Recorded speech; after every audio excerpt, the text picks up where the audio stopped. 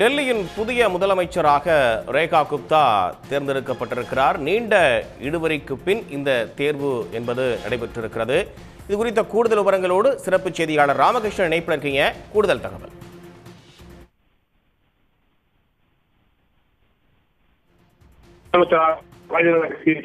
ரேகா குப்தா தேர்வு செய்யப்பட்டிருக்கிறார். நாளை காலை 11 மணிக்கு அவர் டெல்லியினுடைய முதலமைச்சராக பதவியேற்க இருக்கிறார்.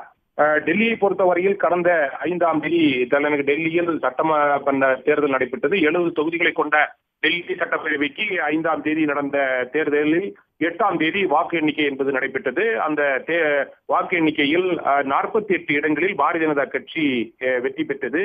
ஏற்கனவே 10 ஆண்டுகள் ஆட்சி செய்து வந்த ஆம் ஆத்மி கட்சி 22 இடங்களில் மட்டுமே வெற்றி பெற முடிந்தது. ஆனால் கடந்த 8ஆம் தேதி வாக்கு எண்ணிக்கை முடிந்து 48 தொகுதிகளில் பாரதிய ஜனதா கட்சி வெற்றி பெற்றாலும் இன்று வரை அந்த முதலமைச்சர் யார் என்பது குறித்து தேர்வு செய்ய முடியாத ஒரு குழப்பத்தில் பாரதிய ஜனதா கட்சி இருந்தது. ஆனால் 11 நாட்களுக்கு பிறகு இன்றைய தினம் மாலையில் எம்எல்ஏக்கள் கூட்டம் என்பது நடைபெற்றது. அந்த கூட்டம் 2 மணி நேரம் நடைபெற்றது தலைநகர் டெல்லியில்.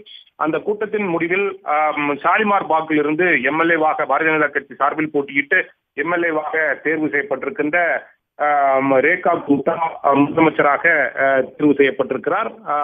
இவர் பீகார் மாநிலத்தை சார்ந்தவர் என்பது குறிப்பிடத்தக்கது. பீகார் மாநிலத்தில் கடந்த மார்ச் 11ஆம் தேதி 1974ஆம் தேதி சமல்பூர் என்ற இடத்தில் பிறந்தவர். பீகார் மாநிலத்தைச் சேர்ந்தவர் என்பது குறிப்பிடத்தக்கது. ஏனென்றால் பீகார் மாநிலத்தை பொறுத்தவரையில் இன்னும் 2-3 மாதங்களில் பீகார் மாநிலத்தில் தேர்தல் நடைபெற இருக்கிறது. அந்த கருத்தில் கொண்டுதான் பீகார் மாநிலத்தைச் சேர்ந்த இவரை பாரதிய ஜனதா கட்சி டெல்லியினுடைய முதலமைச்சராக தேர்வு செய்யப்பட்டிருக்கிறார் என்று. உடனுக்குடன் செய்திகளை தெரிந்து கொள்ள சன் நியூஸ் பெல் ஐகானை கிளிக் பண்ணுங்க.